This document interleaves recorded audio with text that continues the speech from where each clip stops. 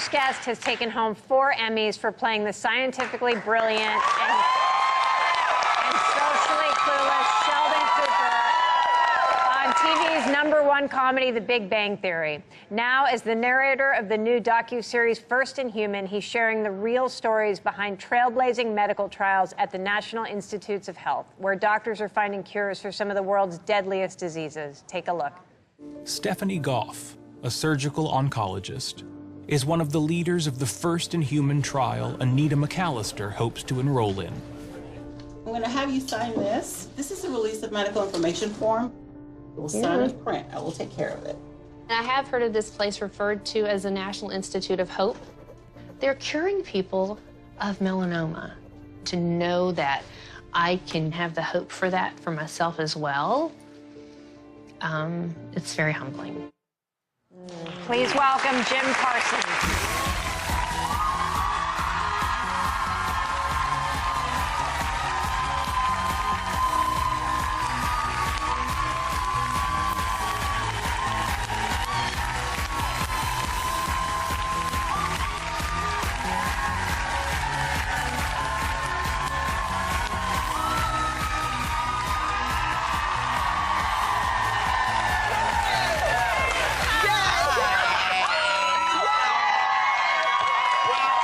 First thing I had to do was change because I had on that same top. It looked better on me than on either of you, but it's gone now. I can't do it. So I'm in this schmata. But luckily, we have on the same undershirt. Oh, yeah. So, yes. So it's good to see you. It's good to see you, too. Now, we want to say a huge congratulations because in May, you married your husband.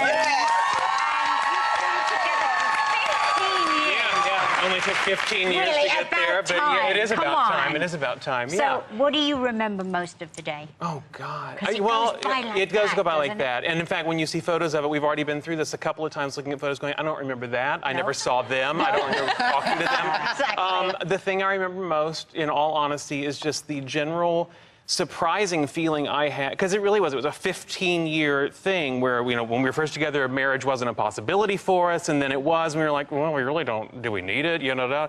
And then when we said, okay, let's do it, it really felt to me more of an exciting cap of 15 years. And it's like, this is good to have a party. It was that in a way, but it was the part that surprised me, and the thing I remember most is that it really felt like a whole new chapter was beginning. And I did not see that coming. I really didn't. Yeah, it is. And in that weird way, not having been able to get married ended up being sort of a backhanded silver lining. Like, now we have this opportunity to go, oh yeah, I really do like you a lot. Let's keep going. I don't know. So that's the whole thing was really fun. Yeah, Right. no, it is. It's different. It's weird. It is. It's its own thing. Yeah. I now- play with this ring all the time. Oh. It's so funny.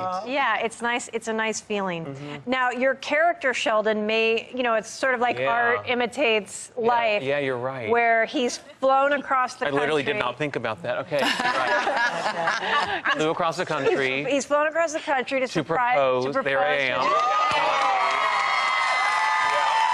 Now, I mean, your character's traveled a long way. Now, I know you don't even actually know what she says until next week because you haven't gotten the script. We'll get the script Tuesday night. I'm sure it's Tuesday night, late, I bet, before we find out. So what do you think? Do you think she'll say yes? Well- And do you think Sheldon can handle married life, or what do you expect? Okay, on that note, here's what and I've said this before, the comedy mileage they've gotten out of Sheldon with all of his relationship contracts and roommate contracts, things like that, it's funny and it's stupid and absurd. However, in some ways, I've said he is the most prepared for a healthy relationship because he's laid it all out. You know, there's no surprises in that way. So in that way, I think he could be prepared, and I think that they've really developed that relationship over the past few seasons with them. That being said, and you know how it is, the writers are always very surprising, especially when they're doing their jobs well, like they are on a show, where you think you know what's going to happen, and they zig when you think they're going to zag, and you go, what the hell? And then it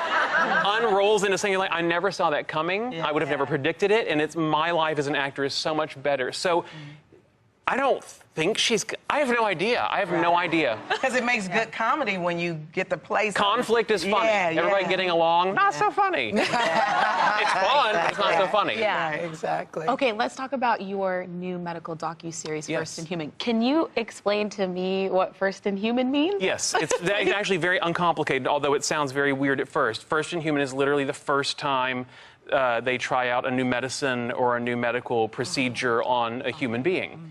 And this documentary covers a specific building at the National Institutes of Health called Building 10, and that is the world's largest clinical trial medical facility. And these patients who volunteer to be there have not responded to any other treatment out there. There is nothing created that's for sure going to work for them. And they go to these rooms that essentially turn into adjunct laboratories. Their doctors are literally across the hall doing cell work or whatever they're doing. I'm not a doctor, obviously. And then they run this stuff across the hall and pinch poke and whatever and test them. And there's a lot of success stories, and there's a lot of, they're all success stories, but some people do pass away. And here's where this is such a moving thing to be a part of. Hopefully you find a cure for whatever it is that's brought you there. But those that don't find a cure for themselves always add that rung on the ladder of getting a little closer to, you know. And this is, they approached me to do this right as we were in the heat of political season and all the things are going back and forth. And one of the things that touched me so much about it was an oddly patriotic thing. You know, President Truman created this Building 10 in the early 50s.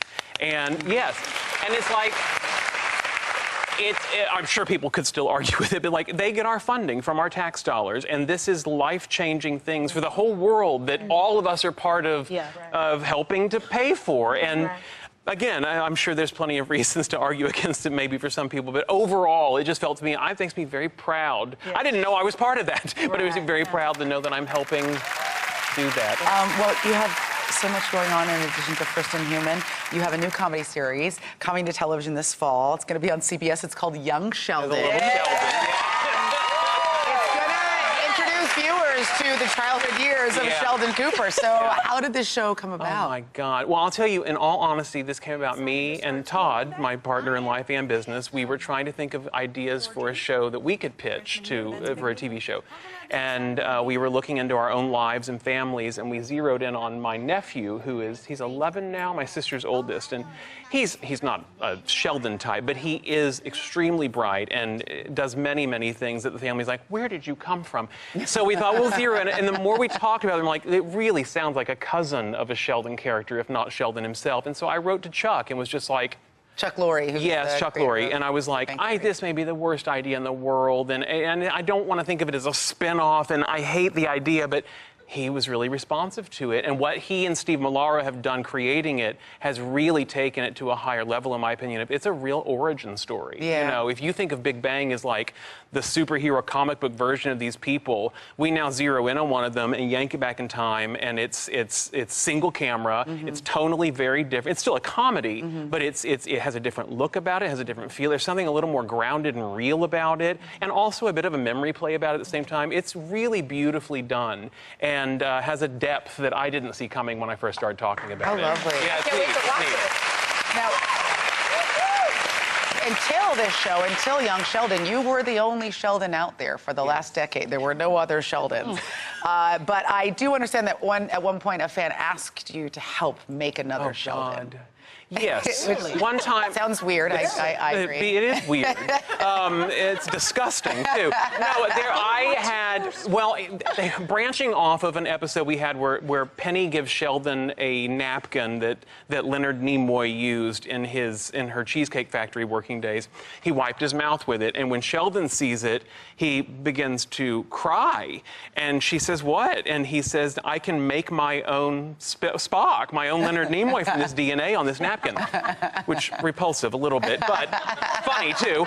So we were at Comic-Con one year, and one of the fans asked me if I would, I don't know what he asked me to, I guess wipe my mouth. God, there's so many things you could do into a napkin, but still. I'm so sorry. I just love you right now. You can blow your nose. I love you right now. You can wipe your hair. Anything. Yes. Yes. Dab away your create your own. That's right. But don't. No. I am not a sea monkey. So you said no.